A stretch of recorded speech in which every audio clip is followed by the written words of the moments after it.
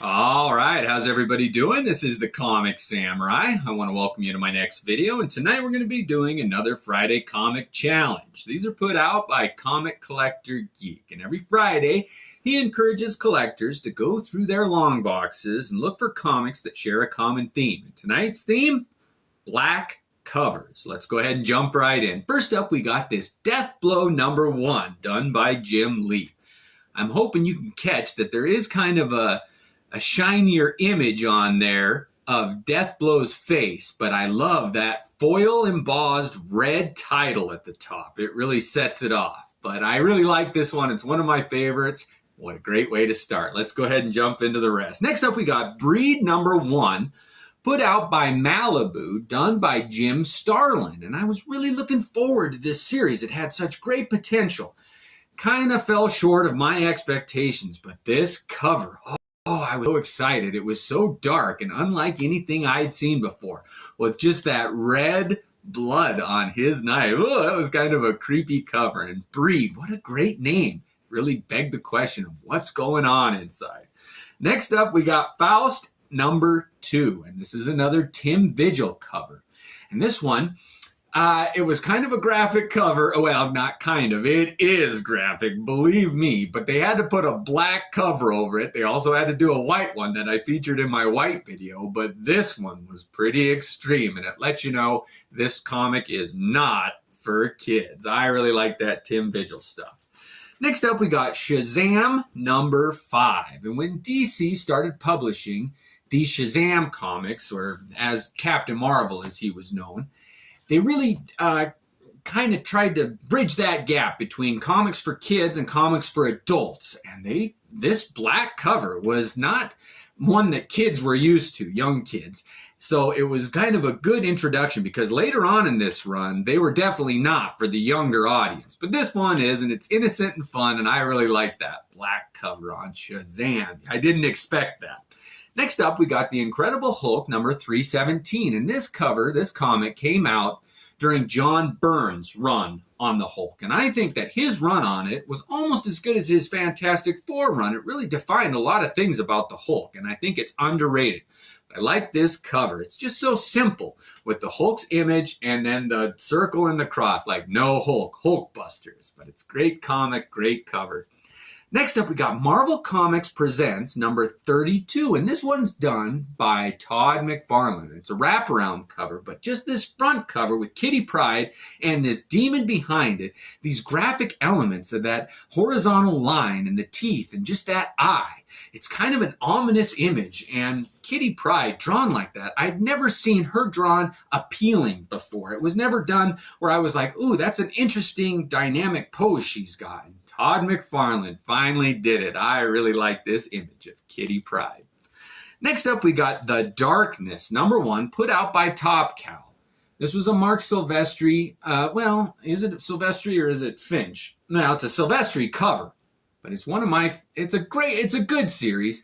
It's a little juvenile. Some of the rules that superhero has to follow are a bit hokey, but I like his powers. I like the story, and this cover. What a great way to start it. I'm hoping that you can see the image of the main character's face there.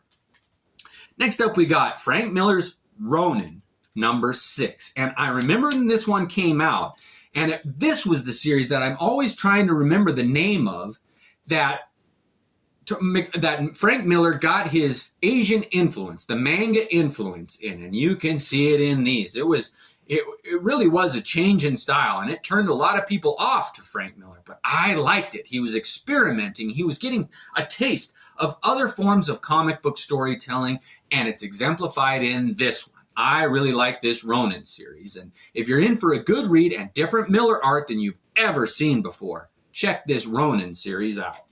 Next up, we got JLA #118, and I sometimes mispronounce her name as Zatanna, and I like that character. She's one of my favorites. Zatanna, geez, I always get it wrong. But this image, done by Rags Morales, I can always tell his art. He's got such a stylistic look that really catches my eye in a good way. I like it. And she's saying forget backwards. That's how her magic works. She speaks backwards, of course. And it kind of ties into that Secret Identity title where they kind of messed with people's memories. But this cover, oh, it's one of my favorites. ZATANNA, I think. X-Men number 173 is next, and Rogue and Wolverine front and center on the cover. Black background, what can you say? It's Paul Smith at his greatest. I love this cover. Rogue wasn't introduced like we know her today. She was definitely a villain who was trying to change her ways, and Wolverine didn't trust her when she first came to the X-Men. And this story was a real good one too, but I love that black cover. Paul Smith draws a Wolverine unlike any artist had done before, and I liked it. Next up, we got Flash, number 100. And this one has got some foil on it also. And usually I don't like that gimmick, but the way the colors worked on this one, it really was a beautiful cover. The way that that the Flash is drawn at the bottom there over the type, it just blended a lot of elements in a way that was well done. I think this cover worked. It's beautiful. Man, the way that the hologram kind of reflects all that prism of colors. I like that. Speaking of fun black covers, this is the Sandman number 50, and this was I think they call it the Platinum Edition or something. It was a different cover than the standard cover, but this one, this was the first Sandman I ever read, and if you're going to start on one, oh man. The story on this, it's about a city that wants to live forever, so they become a story, a legend. And I had never thought about that before, but I'm like, yeah, that's how something can go on to be passed down from generation to generation. And this is a great magical black cover. I really like that one. Next up, we got probably the most famous black cover of all, and it's Spider-Man number 1, put out by Todd McFarlane, 1990. Everything that can be said has been said about this comic book. They either say, oh, is it the green cover or is it the black cover? This is the black cover. It's iconic, instant classic. I love that cover. Next up, we got JSA Classified number 12. And this one features the villain Vandal Savage. And I'd heard that name before, but I didn't know what his power set was or who he was. And I thought, oh, I want to check this out. And that original Alan Scott, I believe, Green Lantern. Oh, I don't think they make enough comics starring that superhero. He is just such a great character. In this cover, that green glow, it sets a mood. It's so spooky. I love that black cover. Here's a change. This is the Incredible Hulk number 420, and it dealt with a character dying of the AIDS virus, and they treated it with respect. It was well done. I think Peter David wrote it, and this black cover is very symbolic of dealing with that issue, and I just thought it was well done. This is a black cover that was done in a somber mood and respectfully done well. Moving on from that, we got Wolverine number 3, and this is another one that is just supposed to be a somber image. This is Wolverine at his lowest. He's feeling like a failure. He's been rejected by Mariko. He's been defeated by Mariko's father in a duel, and he's hit rock bottom.